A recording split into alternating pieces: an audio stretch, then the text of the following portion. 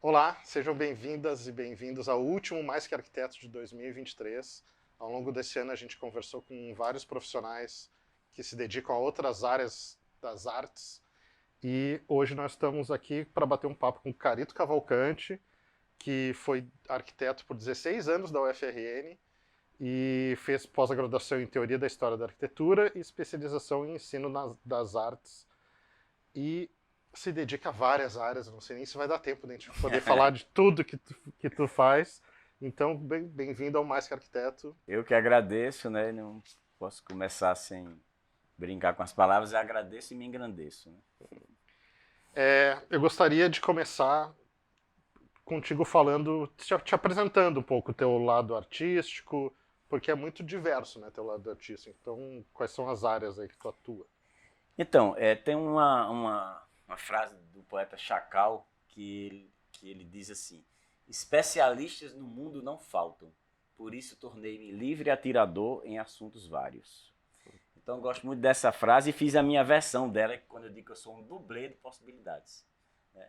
Então, assim, desde criança, que para mim sempre foi muito natural estar brincando, né? Que a criança tem essa natureza do lúdico, do brincante, com várias linguagens. Eu acho que ele já apontava muito para o que eu ia fazer, né? Porque eu já, quando era criança, eu fazia histórias em quadrinhos, eu fazia música no banheiro, cantava rock e já fazia minhas composições. Inclusive, minha família conhecia minhas músicas que eu cantava na mesa e tal, né? Tinha Leonel, meus pais, meus irmãos, todo mundo conhecia as músicas, né? E, enfim, desenhava, fazia poesia, né? Então, assim, eu fazia muita coisa quando era criança e tinha um vizinho, que a gente chamava irmão de rua, né? Mais velho, que ele sempre, eu sempre levava minhas coisas para ele. Ele tinha paciência, ele gostava de ver, e ele levava uma história em quadrinhos, levava um poema, cantava uma música que eu tinha feito e tal. E aí um dia ele chegou para mim e disse: mas o que você vai ser quando crescer? Aí foi a minha primeira crise que eu perguntei ele: só pode ser uma coisa, né? Então, assim, eu pensei, pô, o cara só pode ser uma coisa quando fica grande, porque quando você é criança você faz um monte de coisa. Tudo é permitido, né? Faz parte da natureza da infância, né? Você tá brincando com muita coisa. E eu digo que essa crise eu ainda tenho até hoje e vou tentando, digamos assim, conviver e transcendê-la, né? É o que eu venho fazendo durante a vida, porque depois quando você vai ficar adulto, começa a ter mais noção da história, né? Eu sempre lembro, assim, da Revolução Industrial, quando se inventou o especialista, né? O cara que vai ficar ali pegando aquele prego, né? Com o martelo a vida inteira, ele é especialista em fazer aquilo. Isso. Mas eu sempre fui mais simpatizante, digamos assim, dos renascentistas. O cara inventava relógio, pintava, inventava não sei o que fazia um monte de coisa, né? Então, assim, eu acho que se perdeu um pouco esse espírito renascentista para o espírito do especialista. E parece que é algo muito estranho quando você é mais de uma coisa. Mas eu que me formei, assim, digamos assim, a minha formação artística nos anos 80, com meu irmão, Mário Ivo, os amigos, o pessoal da Faculdade de Arquitetura, era muito comum você vivenciar, consumir e até realizar várias artes, várias linguagens, né? Então, assim, como eu comecei já desde cedo com essa coisa de compor música, fazer poemas. Então, pra você ter uma ideia, uma vez meu pai, ele era dentista e ele começou a trabalhar também na ABO, Associação Brasileira de Odontologia. Ele começou a ter reuniões à noite. Uhum. E eu sempre esperava por ele, eu tinha uma relação muito forte com ele. E aí ele demorou muito para chegar em casa. E aí eu fiquei mexendo assim numa folha de papel, né? E sem querer eu acabei fazendo assim uma forma de uma vela. Sim. Com a folha de papel. E eu queria deixar alguma coisa para ele, eu comecei a ficar com sono. E como eu não ia conseguir esperá-lo, eu disse assim, eu vou deixar alguma coisa para ele me representando. E eu tenho essa como minha primeira poesia, meu primeiro poema, que diz assim: quando eu fui formando, né, a vela se formou, aí eu escrevi na própria: vela de barco é vela branca, vela de luz é amarela, pode dizer a qualquer vela que me mande uma pérola. Eu tenho como meu primeiro poema, meus irmãos dizem que não é meu esse poema, né? Já sofria bullying quando nem existia essa palavra, né? Aham. Ah, não foi você que fez isso, não. Mas eu deixei para meu pai. Então você vê, onde já entra a arquitetura, a forma de uma dobra de papel provocou a existência de um poema. Então, para mim sempre foi muito comum essa mistura toda, esse caldeirão de várias coisas, né? Um papel dobrado, uma performance, digamos, uma performance de um papel gerou um poema que eu quis deixar para meu pai. E aí quando eu entrei na faculdade de arquitetura, eu já tinha toda essa coisa na minha cabeça. Com pouco tempo da faculdade, eu já tinha viajado para o Peru com meus pais, para Machu Picchu. Lá em casa, quando a gente fazia 15 anos, nossos pais davam uma viagem de presente, né? Como é que funcionava? Era por duplas, né? Minha irmã e meu irmão mais velho, eles escolheram ir para a Argentina. Eu e meu irmão mais novo, nós escolhemos ir para o Peru, para Machu Picchu. Uhum. Meus pais faziam o seguinte, vocês escolhem lugar fora do Brasil, porque naquela época era muito difícil viajar para a Europa, então tinha que ser na América do Sul. E tem uma coisa, a gente vai junto, né? Porque essa é a idade que os filhos não querem muito dar com os pais, né? E aí eles diziam assim, vocês escolhem e a gente vai junto. Então, sim, tinha um detalhe. Quem era mais velho esperava o mais novo fazer 15 anos. Que meus pais diziam assim, se a pessoa, sei lá, se eu tivesse 15 e meu irmão com 13, ele não ia aproveitar muito. Então, eu fiz 15, esperei. Quando eu fiz 17, meu irmão fez 15. A gente foi junto. Foi justamente quando eu estava na faculdade. No ano da faculdade, tinha 17 anos. Em arquitetura. E a gente foi para onde? Para Machu Picchu, que a gente escolheu, eu e meu irmão. Então eu já entrei na universidade, já nas férias do meio do ano, do primeiro ano da arquitetura, já fui para Machu Picchu, né? Vários Sagrados dos Incas, conheci toda aquela história da arquitetura, que tem um monte de coisa junto ali.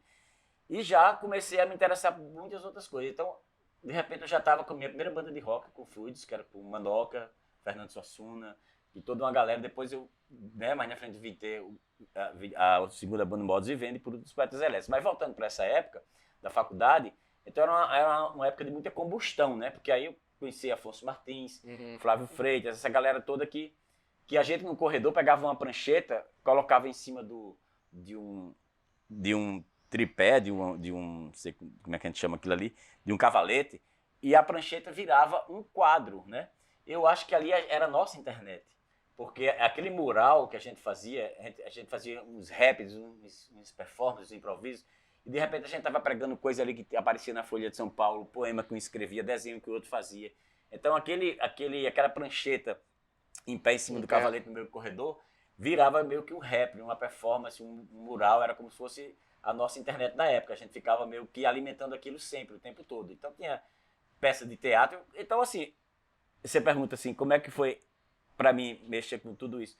Na verdade, essas coisas que mexeram comigo, né? Então foi muito natural para mim entrar em todas essas áreas, né? A poesia, a música, o teatro, a arquitetura, a performance, né? Então tudo aquilo era muito natural, era muito as pessoas com quem a gente convivia, tudo era muito natural. E o audiovisual também começou para mim cedo, só que era numa época que não tinha não tinha como a gente dar start aqui, né? Mas eu fiz curso de cinema nos anos 90, com Giovanni Rodrigues, eu e meu irmão, a gente pegando já em câmera e tal. Mas na frente, né, eu acabei entrando no audiovisual de uma maneira mais digamos assim, profissional, que é onde eu estou mais centrado hoje, né? E talvez não só pela sobrevivência, de focar mais numa coisa só, mas por essa coisa só não ser uma coisa só, ela ser muitas. Todas essas linguagens que eu falei estão no audiovisual. O audiovisual tem tudo isso. Então acho que foi uma consequência natural. Mas tu sabe que esse negócio da Revolução Industrial trazer o especialista, eu acho que está mudando um pouco, porque a gente acaba participando de um monte de palestra que a gente ou produz, ou a gente é convidado, e eu tô vendo que ultimamente, quando eu pergunto sobre inteligência artificial, se vai tirar o emprego dos arquitetos, a maioria das pessoas falam que não, que o grande diferencial é que a gente consegue fazer várias coisas ao mesmo tempo, entendeu? Sim. Que a gente atua em várias áreas e consegue se destacar por conta disso, entendeu? Eu acho que o especialista está meio saindo de moda. Né? Na verdade, eu acho que eu fiz um filme chamado Vida Vassa, que quem costura o filme foi a historiadora Leiliana Assunção, né? E na época eu perguntava a ela sobre essa questão dos retrocessos, né? Historicamente falando, né? Foi a época de golpe, uma época de muito retrocesso político e tal. E aí ela explicou assim que as pessoas pensam que a história do tempo é uma flecha, né? Uma flecha do tempo. E ela falou que não, que inclusive o doutorado dela tinha sido em cima disso aí, que é o bumerangue. Vai e volta. Então é comum, a gente não tem uma evolução assim contínua, como eu ingenuamente pensava conversando com ela. Porque eu pensei, nossa, eu pequeno, não sei o quê, bababá, Woodstock, mulheres tomando sutiã, não sei o quê, uma série de coisas, e depois todo um retrocesso, né, os fascistas e tal.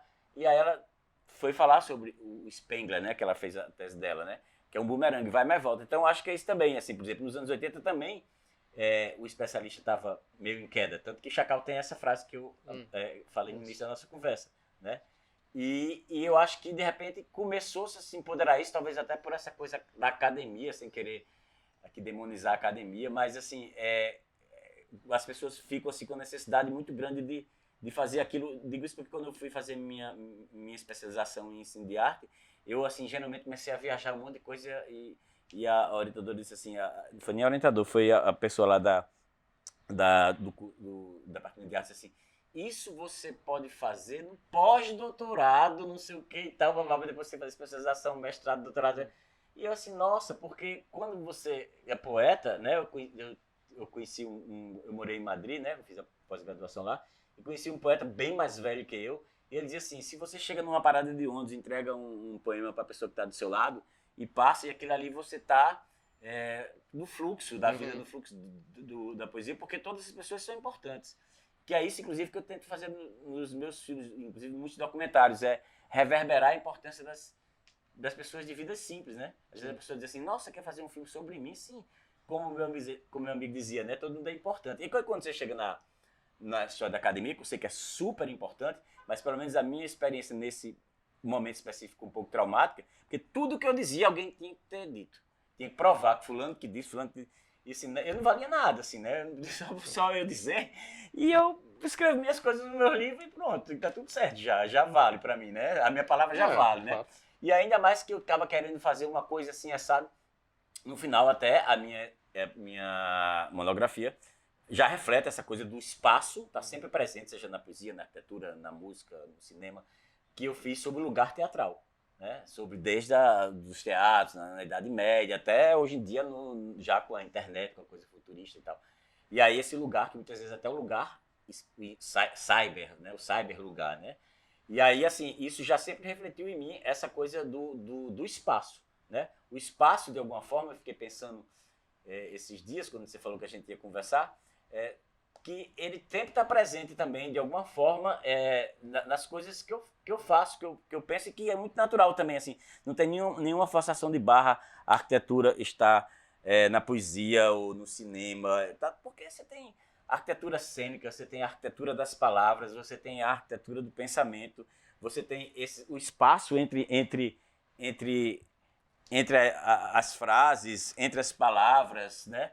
Eu geralmente, às vezes, um pedaço de verbo se transforma num sujeito, eu faço uma alteração, um trocadilho, então essas coisas se movimentam pelo espaço, principalmente na minha imaginação, né? Nesse livro aqui da minha mãe, que é Vila Soledade, que ela escreveu sobre a infância dela desse casarão que ela viveu em Macaíba, veio a arquitetura presente, foi sempre presente, foi projetado por um arquiteto italiano, ela teve a infância dela aqui nesse sítio, Macaíba. Tem uma parte aqui que ela fala da janela mágica. Ela diz assim, lá ficava eu, horas e horas, a pastorear as nuvens. Minha imaginação ajudava o vento na metamorfose. Então, eu acho que essa metamorfose sempre existiu no espaço, né? Tem um poema meu que depois foi transformado em poemúsica com os pedras elétricos, que diz assim, cada pedaço no espaço você imagina. Você imagina ou você vê? Você vê Gina, você vagina. Gina é o imã que ele atrai. E aí vai, né? A palavra brincando já se transformou num sujeito, de uma pessoa.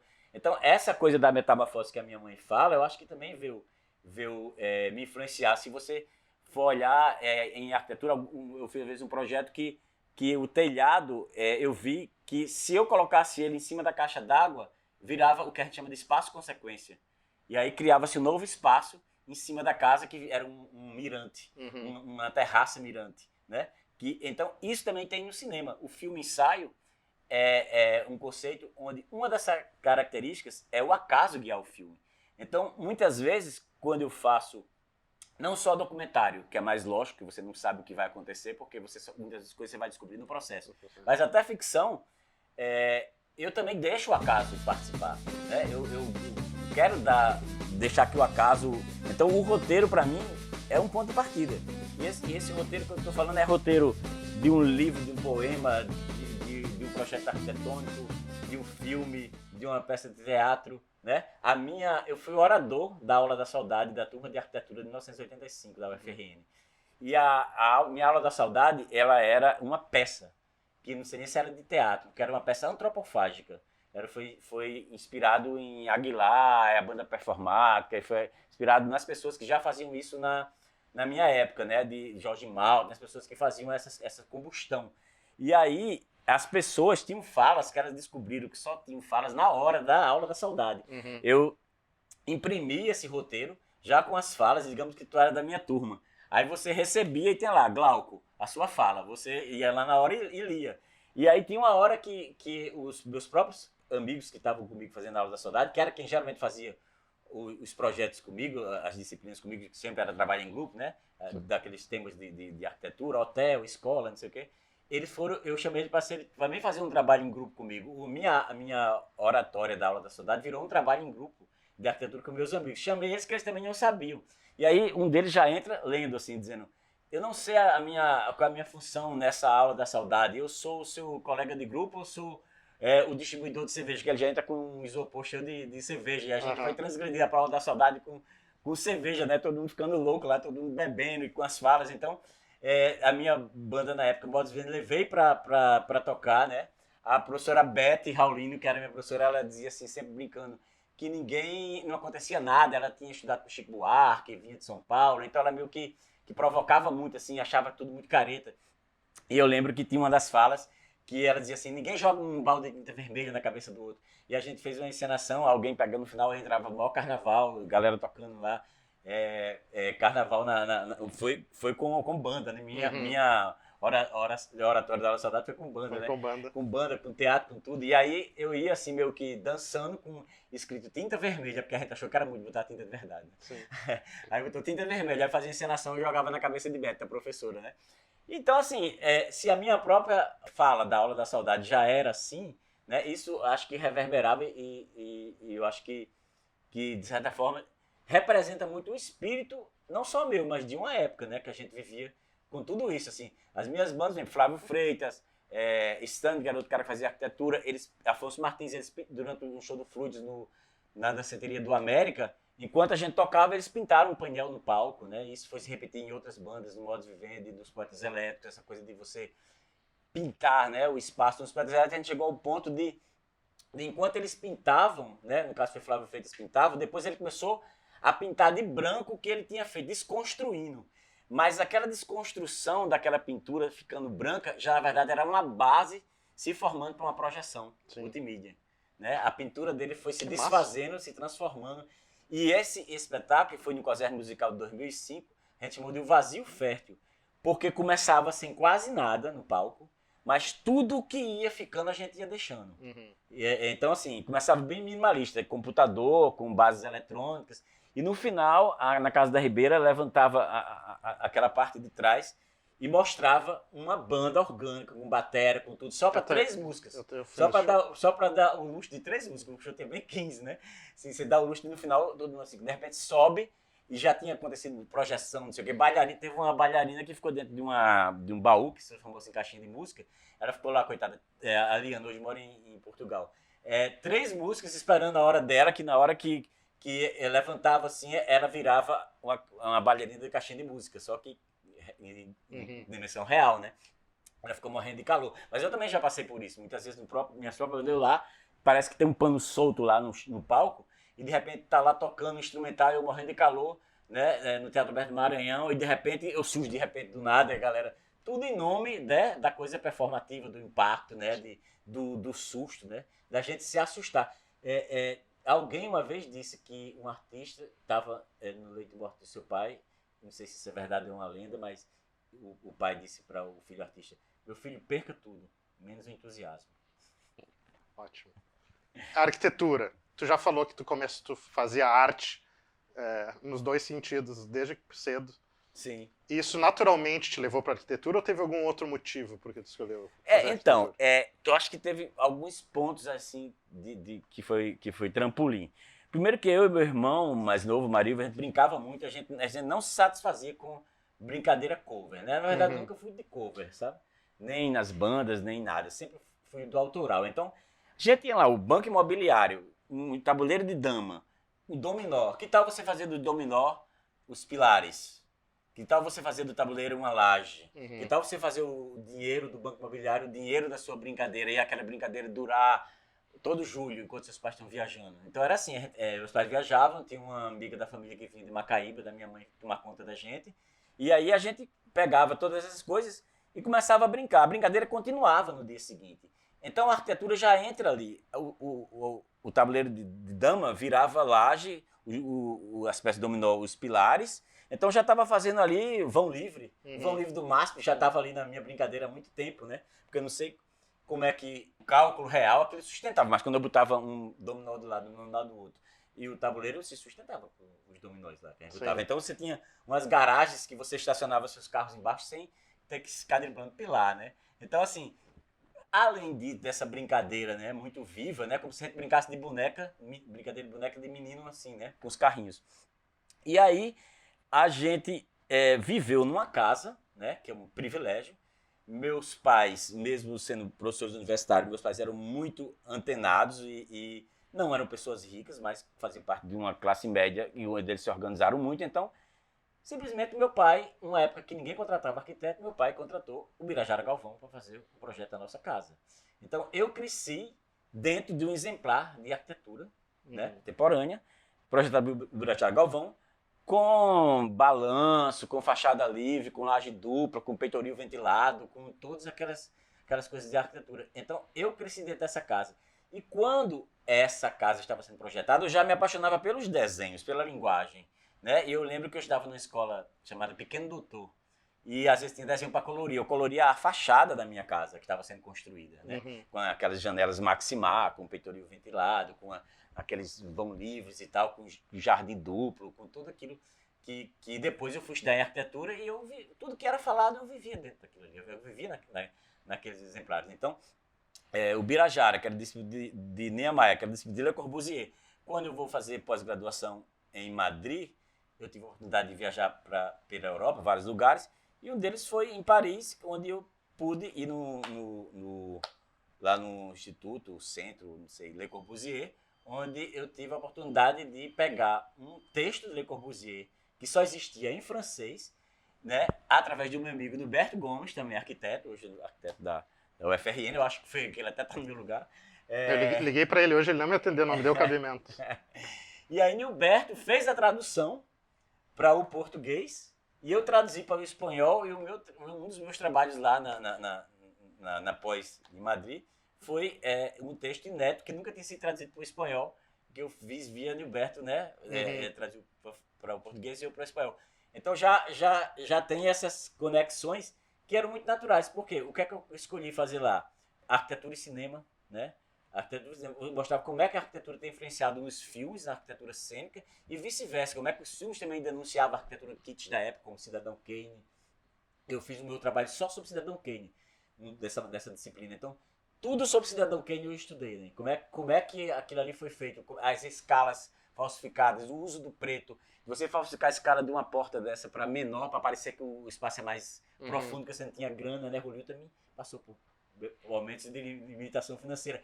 Como fazer um plano de baixo para cima para você dar a sensação de poder ao personagem, se ninguém trabalhava os tetos, era só fiação, aqueles microfones e tal. Aí eles inventaram um material para fazer os tetos, porque até então, o que acontecia? Hollywood só trabalhava os pisos, né? Você tinha muitos pisos nos decorados. E aí, depois vai para cima. Por quê? Porque o Orson Welles não abriu mão de querer a sensação de poder do personagem, né? Ele queria que o personagem... Então foi um dos primeiros filmes onde foi feito o plano de baixo para cima para poder dar aquela sensação de poder. Então tudo isso foi feito no filme Cidadão Kane e suas relações com a arquitetura. Eu também estudei arquitetura e as vanguardas estéticas, né? Então imagine, você ter 24 anos, está morando em Madrid e vai no Centro de Arte de Reina Sofia e pela primeira vez a exposição da Construtivista sai da Rússia e vai para o Reina Sofia e você entra num quadro. Você não só viu o quadro, era um quadro em instalação. Você entra no quadro e lá dentro do quadro tem uma área que o jardim é uma fotografia em preto e branco. Então olha a subversão de linguagem que tem aí, né? Você entra no quadro e o jardim já é uma fotografia. Né? É muita informação. Só que isso tudo, você estava ali a mil, né?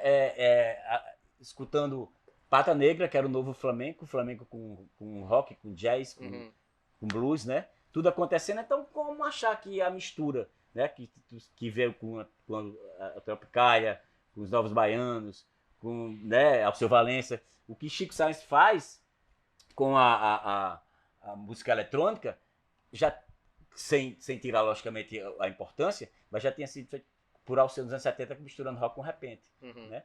Então, tudo é um caldeirão que, se for atrás, já foi feito, né? Mas sempre tem uma nova, assim, uma maneira de fazer, que se não é nova, pelo menos traz uma sensação, como diz Belchior, o novo sempre vem, né? E aí essa misturada toda sempre fez parte da minha vida de uma forma muito natural. Então, mesmo agora, onde eu sou focado no audiovisual do cinema, para mim é muito normal. Eu vou flertar com quem? Com Abbas Kiarostami, porque era conhecido como cineasta que o filme dele não tem início, nem meio, nem fim. Né? São coisas abertas, como quando era do colégio, que você é obrigado a ler Machado de Assis, não sei o quê.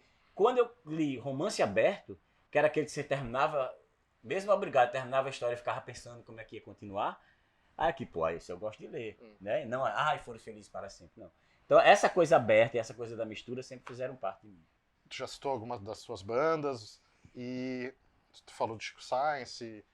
Como é que aconteceu o Carito Cantor? Tu fez aula de música, né, na escola de música da UFRN, e como é que começou essa ideia de querer cantar?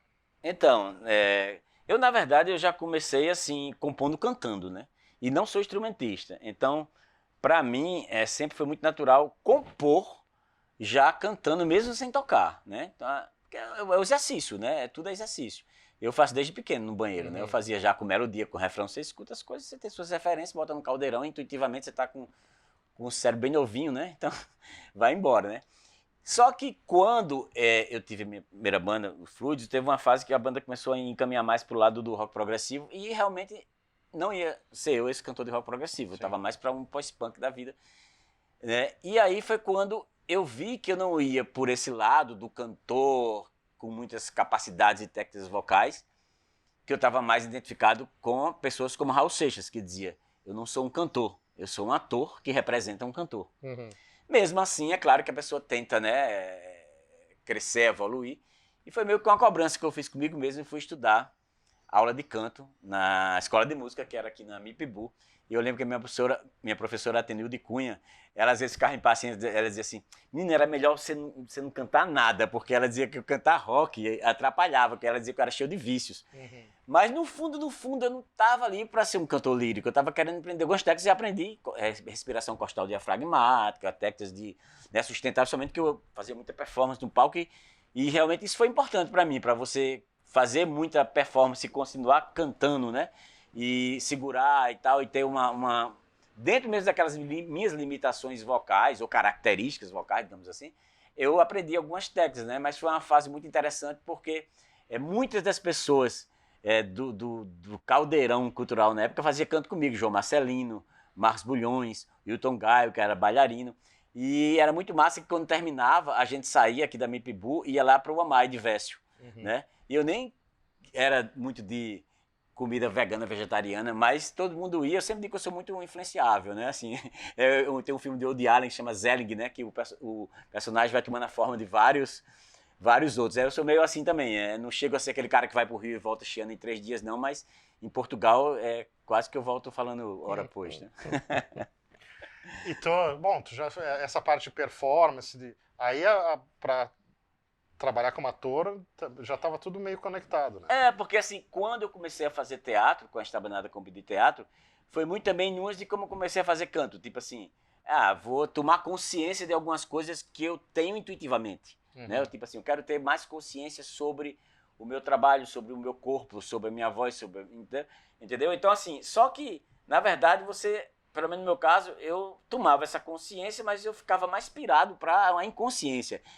Eu lembro que quando eu fazia teatro, dizia, tem o eu do personagem e tem o eu do ator, né? O eu do personagem é o eu que vai encontrar você aqui de repente e vai se assustar. O eu do ator é que se tiver um abismo aqui, Eu não posso me assustar ao ponto de cair num abismo e acabar com a peça e comigo mesmo, né? Então você tem que ter a parte da surpresa que o personagem tem, mas da consciência cênica que o ator tem. E essas coisas, o plano baixo, o plano médio, o plano alto, isso começou a me dar nome aos Bowies, né? Aos Bowies, os David Bowies, né? E aos Peter Gabriel da vida, que eu já viajava nas performances de Peter Gabriel no Gênesis, que ele usava muito os braços, assim, e usava muito esse plano médio para baixo e tal. Então, eu comecei a ter mais consciência do que eu fazia intuitivamente, né? E me munir mais, assim, digamos assim, para o trabalho do ator intensificar o que Raul já fazia, né? Que dizia que ele não era um cantor, ele era um ator. Então, assim, eu vou caprichar agora nesse ator que representa um cantor, né? Tanto que depois, mais na frente, com os Poetas Elétricos, eu e Edu Gomes, a gente começou a ter uma ideia de desconstruir a música. Então, eu passei a ser o não cantor, que não foi muito difícil para mim, porque eu já era meio não cantor, né? Então, eu já meio que cantava quase falado, eu já tinha essa coisa muito mais a ver com... Assim como na poesia muita gente me linka a Leminski, na música Arnaldo Antunes. Então, já tinha esses caminhos assim de afinidades, né? E aí o problema foi depois, que quando a gente começou a não fazer música, que a gente dizia que era um diálogo entre o sonho e a palavra nos Poetas Elétricos, né? Não era música mais. Teve um momento que a gente quis voltar a fazer e teve dificuldade, a gente desaprendeu realmente, né? Por isso que tem aquele escritor, Richard Berg, não sei como é que se pronuncia, que tem um livro que ele diz: tome cuidado que você pede suas orações, que você pode conseguir. A gente quis tanto desaprender a fazer música que a gente conseguiu. Aí depois, quando a gente tentou, não sabia mais. Uma vez até um jornalista conversando com a gente, meio que deu não sei, eu interpretei como uma ironizada, talvez tenha sido exagero da minha parte, mas ele tipo assim, vocês são da vanguarda, né, não sei o quê. E eu senti assim como se aquilo fosse, pelo menos para ele, pode ter sido impressão errada minha, mas fosse uma forçação de barra, a gente tá querendo pousar de vanguardista. E eu lembro que eu fiz uma resposta também meia sacaninha, mas depois eu pensei assim, essa resposta sacana é sincera, que eu disse, não é que a gente faz essa coisa de vanguarda como, né, para ser, eu disse, é uma limitação, a gente só sabe fazer assim. E eu descobri que realmente é mais fácil eu estar nesse caminho dessa mistura de linguagens, de fazer filme sem início, meio e fim, de estar flertando com o cinema iraniano, com a poesia concreta, com a semiótica, com uma série de coisas, porque é onde eu fui criado, né? Nessa combustão. No toca-disco lá de casa, eu tocava Led Zeppelin, tocava Dominguinhos em seguida. Tocava Lamento Sertanejo logo depois de What a Lotta Love. Não tinha problema nenhum pra gente isso, né? Ninguém tinha que se esforçar para escutar. Meu pai acordava todo dia cantando Nelson Gonçalves. Então era a coisa mais normal do mundo pra gente isso. Eu lembro que eu estava na casa de Vlamir Cruz, que para quem não conhece é um produtor cultural, que há muito tempo atrás ele tinha uma banda chamada Cabeças Errantes, que era icônica. E eu lembro que eu estava lá na casa dele, não lembro o que a gente estava fazendo, e eu vi o CD do Poetas Elétricos na estante dele, lá na estante de CDs. Eu dei uma escutada, achei incrível, levei para casa e está lá em casa até hoje, o CD eu não devolvi nunca. Vladimir fez a produção do nosso primeiro CD dos Poetas Elétricos e é um amigo contemporâneo dos anos 80. Lembro que a gente fez um show em Pium, naquele rio lá, porque nos anos 80 e 90 não tinha produtores culturais formados como tem aqui hoje, assim e tal. Tinha alguns poucos, né, como Diana Fontes, Marcos Sassi, mas como hoje você tem vários produtores, assim, né, que tem curso de produção cultural e tem tudo isso, não tinha. Você mesmo se autoproduzia e não tinha lugares para tocar, né? Então, a gente inventava os lugares, sem saber nem se ia dar certo. E eu lembro que a gente conseguiu um espaço lá na beira do Rio Pium, que era um bar. O cara abria o bar, assim, no final de semana e tal. E Bob Crazy, que era baixista do Cabeças Errantes, ele conseguiu esse espaço, que ele morava em Pium. E a gente foi fazer esse show. Era Modus Vivendi e Cabeças Errantes, né? Era a volta de Bartô ao século XXI, que o Bartô era um personagem da música do Modus Vivendi. E eu tinha morado na Europa e a gente meio que se autocitava. Ninguém tava preocupando de você. Ai, que cara metido, muita autoestima, não sei o quê. Não, você se autocita. Porque quando Caetano canta sobre a intrépida trupe, sobre, né, é tudo natural. Então, porque a galera lá cita uns aos outros e se cita, e se excita, porque a gente não pode fazer também. Mas, enfim. E aí, a gente fez a volta de Bartô ao século XXI, né, que eu tinha voltado da Espanha e tal. E aí, a gente fez esse show lá na beira do rio. E Pedro Pereira, que fazia parte de Cabeças Errantes, ele soltou fogos lá dentro do rio, os fogos de artifício. Vlamir se pendurou lá numa viga, como fosse um morcego, as meninas, a Sayonara Pinheiro, que tinha um grupo de performance, fizeram uma instalação cênica durante o show, né? Acho que Sivone Medeiros, Sayonara, né? Então isso tudo era misturado, assim. Quando terminou, eu lembro que o saudoso Toninho da Bodega da Praça terminou tomando banho no rio. Tinha uma cachoeirazinha pequena, qualquer cachoeira a gente achava que era enorme, bem pequenininha, a gente todo mundo tomando banho de cachoeira. E eu achava assim, parecia old stock, né? Porque também é a vontade da pessoa, né? Querer estar fazendo uma espécie de old stock local ali, né? Tem uma frase que diz assim, um poeta não fica cansado, ele fica exausto, né? Então a gente vê tudo muito over, né? E o mais engraçado disso tudo é que a gente achou que o cara do dono do bar tinha achado ótimo, né? Porque, pô, deu gente pra caralho. Sim, tem esse detalhe também. Quando a gente tava indo no carro, né? De carro, não era veraneio, não era nada. E era um monte de carro na estrada. E a gente, nossa, o que será que tá acontecendo? Será que é Circo da Folia, alguma coisa que tá acontecendo? Não, era pro show da gente, né? E aí no final, quando o Bob Crespo foi falar com um cara que dizia assim, e aí gostou massa? Cara, quero mais nunca isso aqui na minha vida. Pois é, eu ia te perguntar, acabou. Eu ia te perguntar agora a próxima que isso, porque vocês tinham banda numa época que tinha várias bandas performáticas e era muito intenso os trabalhos. Sim. E se uma história engraçada ou uma gafe ou que tu te lembra em algum show, alguma coisa assim. Eu lembro de uma história muito icônica que aconteceu com Carlos Gugel, né? Carlos Gugel, né, que sempre foi um produtor sem ser um poeta, né? Também fazia e ainda faz às vezes de produtor. Ele produziu uma festa do Partido Humanista nos anos 90 na Danceteria do América. E ele convidou as bandas mais diversas possíveis. Então, na época, os punks eram inimigos dos metaleiros, né? Então, assim, foi essa diversidade toda. Cara, e eu lembro demais que quando a gente começou a cantar o Modus Vivendi, o pessoal gritava, isso não é rock não, porra, sai daí, dizia que eu tinha, você é cantor de forró, não sei o que, os caras tudo radicais, né, e a gente fazia, sei lá, um som que não era muito classificável, mas nem era punk, nem era heavy metal, e a maioria da galera era essa plateia, e quando o Marcellus Bob, que era pós-punk do grupo escolar, que era o show dele de volta às aulas, né, grupo escolar com o show de volta às aulas, ele começou a afinar, quebrou uma corda, ele começou a tentar colocar a guitarra, a corda lá e afinar, e eu lembro que ele ficava pam, pam, pam, e foi logo no início do show, né? E a galera impaciente, e ele provocava, ele dizia assim, estão gostando do show? Tá quase terminando, né, galera? Eu sei que no final das contas, teve uma batalha entre os punks e os metaleiros, quebraram o banheiro lá do lugar, o Gugel ficou louco, e o próprio Gugel que conta isso, ele tava assim num batente lá, com a mão na cabeça, assim, no final de tudo, assim, meu Deus, né, acabado e tudo. Aí chega acho que era um dos caras de uma das bandas de metal que tinha tocado, fazia, Gugel, massa demais, a gente quer que você seja nosso empresário. Muito bom. Tu trabalhou 16 anos como arquiteto da UFRN. Sim. O que aconteceu que tu tomou a decisão de sair para viver? Porque hoje em dia o que te mantém, o que mantém a tua vida são as várias expressões artísticas a que tu te dedica. Principalmente o audiovisual, que é onde eu foco mais. Como é que foi essa loucura de sair do na verdade, eu digo brincando assim, que eu achei que era Rambo indo para África, né? Porque eu tive uma oportunidade de fazer uma sociedade com o meu irmão mais velho e a gente resolveu fazer uma pousada na praia de Ponta do Mel, na fronteira do Rio Grande do Norte com o Ceará, no município de Areia Branca, numa época que não tinha nem estrada, não tinha nada. E eu lembro dessa história de Rambo, porque Rambo, muita gente não sabe, mas tem até um livro aqui, Rambo na África, tá até ali. Ele, depois de ter feito toda a sua obra, né, principalmente aos 17 anos, né, onde ele foi imortalizado pela poesia dele, ele foi ser contrabandista na África, né? Tanto que tem uma história engraçada nesse livro que conta que tem um amigo meu, já faleceu, Eduardo Banhola, do Manari, ele foi lá nesse lugar e ele disse que quando ele falava o nome de Rambo, a galera dizia Rambo, o pessoal pensava que era Rambo.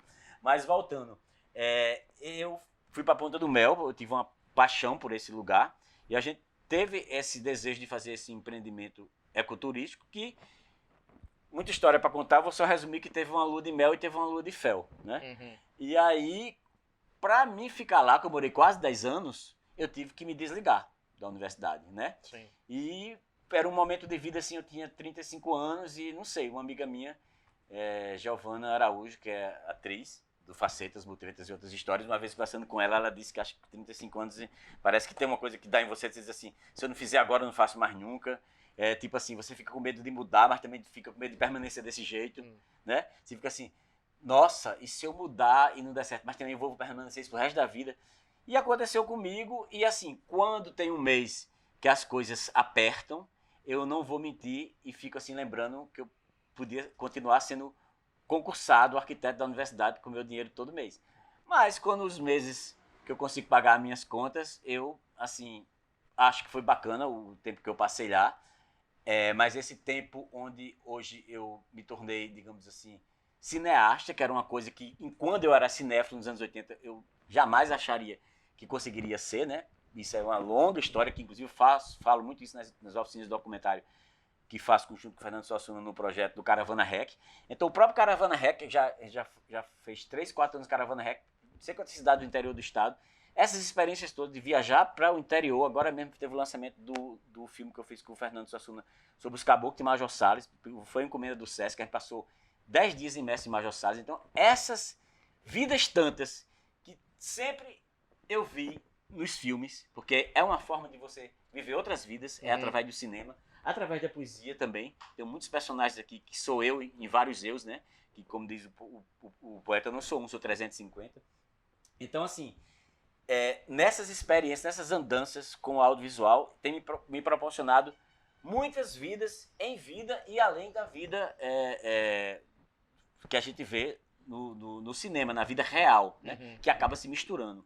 Né? Então, realmente, nessa hora, com todos os sufocos que é viver de audiovisual, aqui em Natal, viver de arte, como diz Walter Franco, tem que é outro ícone dos anos 70, que já mostra essa coisa que sempre influenciou. Tem uma música dele que diz assim, apesar de tudo, é muito leve. Então, assim, nessa hora, eu acho que era esse caminho mesmo, porque é uma passagem, né, que a gente está fazendo aqui. Né? Sim. Tu está à frente da Praieira Filmes, agora já faz um tempo, como é que é, o que vocês estão fazendo? Assim, na Praieira Filmes existe há mais de 12 anos, né? A Praieira Filmes, eu costumo dizer que é uma produtora de um homem só que se desdobra, na hora que, né, de uma pessoa só, que se desdobra, porque eu vou montando equipes para cada projeto, né? Dentro do próprio audiovisual, eu acumulo muitas funções. E isso também não é muito, às vezes, não sei se é muito bem visto, muito compreendido. Mas para mim é outra coisa que é muito natural. Porque eu costumo dizer que eu sou um diretor que filma ou sou um fotógrafo que também dirige. Não sei, o roteiro que muitas vezes eu não faço nem na hora, eu faço durante o processo. Como diz meu amigo Fernando, existem 3 filmes, né? O que você escreve, o que você filma e o que você monta. Né? Então, a Praieira, ela existe atuando tanto nesse campo de publicidade, de institucional, de documentários, de aftermovie, de ficção, de experimentais, filmes, ensaios, né? Produtos híbridos. Né? Eu costumo tentar fazer uma coisa que tem um nome, uma expressão que pode parecer meio arrogante, mas eu não sei como usar outra, é educação com o cliente. Educar o cliente. Em que sentido? No sentido de tentar trazer ele junto para você de uma linguagem que geralmente ele não conhece muito, mas ele tem uma expectativa muito grande e ele tem um objetivo muito grande daquilo dar certo, que representa lá a instituição dele, os desejos dele. E aí muitas vezes você precisa perder tempo, investir um tempo maior para tentar mostrar que algumas coisas que ele não sabe podem ser feitas, podem, como se diz aí já dentro da linguagem bem careta, agregar valor ao produto e que ele precisa confiar em você. E aí nada melhor do que um portfólio, de que uma série de coisas que você mostra. Olha isso aqui que aconteceu. Olha isso aqui que aconteceu. Então hoje em dia clientes como o Sesc, o Sebrae, muitas vezes eles já me procuram, já procuram a Praieira Filmes, por essa assinatura poética, por muitas vezes a gente conseguir fazer um institucional poético, por muitas vezes a gente conseguir fazer essa transgressão de gênero, essa mistura que também no audiovisual se dá. Né? Muitas vezes as pessoas pensam assim, making off, eu gosto de trazer making off para dentro, eu não gosto de separar as coisas. Tem um filme do Tarkovsky que que se chama Tempo de Viagem. Quando ele foi fazer o filme Nostalgia, ele foi para a Itália, né? E ele foi recebido por um amigo italiano para mostrar as possíveis locações para a Nostalgia. Enquanto ele fazia essas visitas, ele fez um filme. Então, assim, ele não estava fazendo um make-off de Nostalgia. Ele estava fazendo um novo filme chamado Tempo de Viagem, porque enquanto ele procurava as locações, ele conversava com um amigo dele sobre cinema, isso gerou um filme à parte, então é um making of. E mesmo que fosse também, não deve ser tido como uma coisa menor, ou que vai, making of é uma gracinha, uma coisa que mostra ali os bastidores. Agora eu estou terminando, né, tá perto de ser lançado o documentário sobre os 25 anos de Mada, né? O João Marcos me contratou, e eu estou acompanhando eles desde julho, como Big Brother, né? Dentro do escritório deles, como sou amigo, então há um filtro, uma ética também de saber o que não deve entrar, mas isso proporciona também momentos íntimos que só eu, enquanto amigo, mas também profissional, de estreitar essas duas relações pessoal e profissional, eu consigo, através desse acompanhamento, né, até chegar os dias do festival. E aí tá tudo misturado, assim, é making off, é bastidor, é material que as próprias pessoas fizeram, que enviaram, né? Não sei se tu viu quando o Led Zeppelin se reuniu, eles no Arena em Londres, né? Foi a última reunião, já sem João Borra na bateria. Eles pediram para as pessoas enviarem as coisas do celular, né? E aí você vê que quando entra as imagens do público que o próprio público fez, são ângulos que a equipe não tá, né? Então eu também fiz isso também, peguei material que as pessoas mandaram. Então a praeira ela vai, né, digamos assim, se personalizando a cada produto, porque a primeira coisa que eu acho que tem que entender, pelo menos, é o conceito. Qual é o conceito desse filme? Por que é filme? Porque não é um livro? Porque não é uma tese? Porque é um filme? Porque a linguagem é essa, né? E a partir daí, que liberdade eu vou ter para me montar a minha equipe? Muitas vezes a equipe é maior na pós do que na pré ou durante, né? Porque às vezes como eu acumulo muitas funções, eu estou fazendo som direto, eu estou captando, e estou fazendo uma coisa que é também metodologia, né? Pedrinha da Aruanda é um documentário sobre Maria Bethânia, onde a conspiração fez, e eu tenho minhas suspeitas que só a Andrucha estava lá, porque chega na casa da Dona Canoa, ela está lá num canto, ele chega com Caetano e Bethânia, vão pedir a benção, um canto escuro, então não tem não sei quantas pessoas com luz, com equipe isso, corta, foi áudio, foi cano, não, é orgânico, ele vai chegando com a câmera, e eu acho que só aquilo ali daria certo, porque imagina chegar na casa da Dona Canoa, ela está ali, no canto dela, quase num momento religioso, de religiosidade, com os filhos pedindo a bênção, você vai chegar com uma super equipe, né? Tem outro cara que tem na MUBI também, Gian Francisco Rossi, que é um italiano, você viaja com outro. Ele vai, às vezes, entrevistar mulheres que perderam filhos na guerra, no Afeganistão. Então você vai chegar nesses momentos, você, sabe, não dá para ir com a equipe grande. Então, a praeira, ela se personaliza em cada projeto. Em Major Salles foi só eu e Fernando. Agora, na pós, aí vai gente para fazer colorista, não sei o que, aí vai depender de cada projeto, mas eu assim, enquanto Praeira Filmes, estou sempre procurando trabalhar essa personalização de equipe e também dar continuidade a essa assinatura poética. Eu sempre digo que eu estou contrabandeando poesia sempre que eu posso. Hoje em dia tu acha que está mais fácil com essas tecnologias, que todo mundo tem um estúdio em casa para fazer audiovisual, tô dizendo. Porque na música eu vejo muita gente falando que tu não precisa ter um apuro tão grande hoje em dia, porque o pessoal tá ouvindo uma música super comprimida e numa JBL ou num fone e não mais numa sala, então que tá mais fácil de fazer, mas eu acho que no audiovisual não é assim, né? Cara, eu vou tentar responder contando uma história bem rápida, que toda linguagem, quando aparece outra parecida, gera uma crise, né? Então, tipo assim, quando a fotografia surgiu, gerou uma crise na pintura. Mas, na verdade, o que é que provocou? Uma reinvenção da pintura, né? Porque se os caras fossem simplesmente pintar a realidade, a fotografia já estava fazendo isso. Quando o cinema surgiu, também gerou uma crise no teatro, né?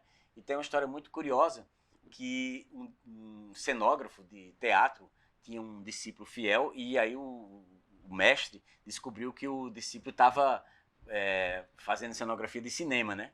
E aí ele ficou decepcionado e foi lá conferir em loco que era verdade, e era naquelas pradarias dos Estados Unidos, aqueles filmes western, aqueles filmes assim e tal. E aí quando o mestre chegou pro discípulo meu decepcionado e você aqui, aí disse que o discípulo, o cenógrafo discípulo olhou pro mestre e fez assim: vê aquelas montanhas, aquelas pradarias, né, no deserto americano, vê aquelas montanhas, e o mestre disse, veja, ele disse, eu agora posso trabalhar com um cenário do tamanho do mundo. Então, assim, Por que eu estou contando isso? Porque tudo como você olha, você vê. Essa câmera que a gente está anunciando, essa Canon, é bacana, né? A câmera com todas as tecnologias que tem, o microfone aqui de lapela. Daqui a pouco vão inventar outras coisas que já estão inventando. Eu já tenho câmera com inteligência artificial e estou, inclusive, gostando. Uhum. Tem esse detalhe. Mas eu acho o seguinte, que sabe aquela frase, já vi esse filme antes? Sempre vai acontecer assim, toda vez que vem uma novidade, causa esse incômodo, tira as pessoas da zona de conforto, né? E eu acho que esse desconforto muitas vezes é até bem-vindo, as contradições, os paradoxos, eles fazem parte dessa construção, dessa reconstrução. Porque tudo isso, seja em música, seja em cinema, todas essas coisas da tecnologia, tudo são apenas objetos, né? Uma mesa de som, uma câmera, um microfone, lentes, isso, aquilo. Se você não tiver se não tiver ali o ser humano operando, mexendo com o seu olhar, com o seu recorte, né? Na hora que a gente está sendo recortado aqui, tanto o recorte do enquadramento como o recorte da edição, há uma autoralidade de quem vai fazer isso junto com você que está me entrevistando, comigo que estou respondendo e induzindo alguns caminhos também. Uhum. Então, assim, esse mesmo produto, com esse mesmo equipamento, com outras pessoas vai ser completamente diferente, né? Então, não há dúvida de que a questão ficou mais acessível, né? O fazer, isso é muito bom. A democratização, claro que ainda não é barato, mas é acessível, porque nos anos 80 era impossível, nunca imaginei que eu ia ser cineasta, porque era uma realidade tão distante. Então, é mais acessível, sim, e graças a Deus isso é uma coisa boa, né? Essa democratização da tecnologia. Mas tem várias coisas aí que a gente não dá para conversar num programa só. Várias subjetividades, vários paradoxos, porque aí também, hoje em dia, tem tanta informação, tem tanta coisa, né? Que parece que o que é fácil também, paradoxalmente, também gera alguma dificuldade, né? Porque, primeiro, tem essa questão do olhar, do recorte da autoralidade. Não importa os equipamentos, importa, sim, claro, né? Mas, assim, desde que você tenha que esteja ligado a um conceito seu, né? Porque, por exemplo, Arnaldo Batista, dos Mutantes, ele disse para Sérgio Dias que ele só voltava se o Sérgio voltasse a tocar com as guitarras Gibson, né? E enquanto ele tocar com a Fender. Então, o Arnaldo é doidinho. Por algum motivo, a timbragem, a sonoridade, a coisa dos valvulados, dos amplificadores. Então, se isso faz sentido para você, sim, né? Então, vá atrás e tenha essa relação quase cósmica com os seus equipamentos. Mas, assim, equipamento por equipamento, sempre vai ser um objeto, desde que você coloque a sua autoralidade nele, né? Por exemplo, para Arnaldo Batista, as guitarras Gibson têm um significado muito particular para ele, né? Então, assim, eu realmente acho que é um momento muito mais acessível em relação a tudo, né? A comunicação. Imagine, outro dia eu estava reassistindo Madame Bovary, e ela sai da casa de campo e passa um mês em Paris, e eles passam um mês sem se comunicar, ela e o marido dela. Um mês sem se comunicar. E às vezes eu desço para pegar uma coisa ali no carro que eu esqueci. Eita, cadê meu celular? Aí eu desço no elevador assim, e chego lá no carro e já me sinto assim, nossa, eu tô sem meu celular, super inseguro. Né? É mais acessível, mas que nem tu falou, é mais acessível para não é barato. Eu sempre brinco com Moana, que Moana tá ali atrás gravando e que vai editar, que vai fazer. Que essa câmera é a coisa mais cara que a gente tem lá dentro do escritório, é essa câmera aí, né? Bom, vamos encerrando, a gente já conversou bastante, foi muito legal. Vamos encerrando com o Carito Poeta. Tu pode fazer tuas considerações finais, ler algum texto? É interessante que você falou isso, Carito Poeta, porque eu lembrei quando eu fazia teatro com o Marcos Bulhões, como eu sempre fui amigo dele desde os anos 80, quando ele tinha Esquina Colorida e eu tinha um Fluidos, né? A gente se conheceu assim nesses bastidores artísticos do Festival do Forte, né? Pós o Festival do Forte, que o Fluidos tocou em 84, e eu fiquei amigo dele até hoje, né? Hoje ele é professor de teatro da USP, e a gente continua super amigo, mas lembrei dele que nos anos 90 eu fui fazer teatro com ele, sendo aluno dele, né? Enquanto professor, e ele meio que foi me apresentar quando eu cheguei para os outros, e já nos anos 80, 90 eu já tinha essa coisa, né, da multilinguagem. E aí ele disse assim, eu não sei como é que eu vou apresentar a Carito, mas eu prefiro dizer que ele é um poeta, né? E eu achei isso interessante, porque talvez, né, se não acontecer nenhum acidente turbulento, que eu espero que não aconteça, tiver uma morte morrida mais normal, entre aspas, talvez seja a última coisa, né, que eu vou fazer, porque mesmo o audiovisual que reúne todas as linguagens ainda exige, né? Esses dias eu vi uma queda no burburinho, tô todo lascado aqui. Escorreguei, enfim. E aí você já vê, assim, a coisa do corpo e tal. Pra música, pra tudo, a voz. Agora, talvez pra escrever, independente de anotar no bloco de notas de celular, num pedaço de papel de madrugada, talvez seja o que finde ainda seja esse poeta, né? Que, na verdade, apesar de eu falar que o audiovisual, ele reúne todas as linguagens, mas dentro do audiovisual, talvez a minha, digamos assim, assinatura nele, no audiovisual, vai pela essa via e veia poética. Então, como a gente falou sobre espaços, né, aqui, que já que começou falando de arquitetura, né, eu vou ler 2 poemas que têm a ver com espaço, né? Certo. Esse primeiro é do segundo livro, Entendeu o que é que desenho, pelas Jovens Escribas, com ilustrações de Flávio Freitas, e diz assim: Tava pensando aqui que lá fora tem dentro e lá dentro tem fora. E esse espaço sem ser lá fora ou lá dentro que a frase criou. Ou a frase é só a mente que me prega uma peça com esse aqui. Tava pensando aqui, eu disse. Aqui é onde? Essa peça vem de quebra-cabeça ou é uma peça que vem pedindo? Seja qual for essa peça que a mente me prega, prega com o quê? Cola super bonder? Super carioca? Super eu? Como é que essa música de Luiz Melodia entrou aqui? Será essa a poesia de fluxo? E se eu escrever de novo, vou piorar do refluxo? Muito bom. E essa aqui é uma poesia que eu leio muito quando fazia ação leitura nas escolas, né? Uhum. Porque tem muito a ver com a geografia e mostra muito também como tudo é fonte, né? Não é só de inspiração, de transpiração. Qualquer coisa é motivo para ser. Eu tenho um spoiler. Eu estava conversando com o Fialho esses dias e vai voltar a ação leitura nas escolas. Massa, ótimo. Essa daqui sempre fez muito sucesso, né? Patagonizante. Diz assim: Eu estava dormindo na minha Atacama e um belo dia acordei com anabrolhos. Vi que lá em casa estava uma Amazônia daquelas. Comi Japão com manteiga e fui acometido por uma Budapeste de lugares que ainda quero conhecer.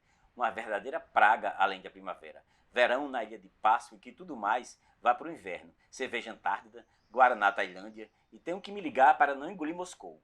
Minha cabeça está uma Ucrânia vazia. Quero ficar Tanzânia por aí. Ah, e para fechar, um café Expresso Oriente. Trem, muita coisa por aí que ainda quero conhecer e para isso sei que não devo andar na linha. O mundo é visto por quem é vasto. Muito bom. Obrigado, viu, por essa conversa com versos. Obrigado, eu que agradeço, foi incrível. O último do ano tinha que ser incrível mesmo. E obrigado por tua disponibilidade, nos receber aqui na tua casa. E tu quer deixar alguma... Tem rede social? Tu gosta de divulgar tuas redes sociais? Sim, ou no da Instagram, tem o Instagram Carito Cavalcante, tem o da Praeira Filmes também, é só colocar Carito Cavalcante e Praeira Filmes. Aqui embaixo. Que leva lá para os trabalhos. Que eu tenho. O canal pessoal e o canal profissional, como era de se esperar comigo, eles sempre se misturam, né? Eu não consigo assim fazer essa divisão tão certinha, né? Um invade o outro e vira essa coisa. Mas enfim, eu agradeço mais uma vez e foi ótimo jogar a conversa fora com versos dentro. Muito bom. Então esse foi o nosso último Mais Que Arquiteto de 2023. Aproveitem e revejam aí, fica tudo salvo lá na TV KRN. E muito obrigado e até o próximo Mais Que Arquiteto.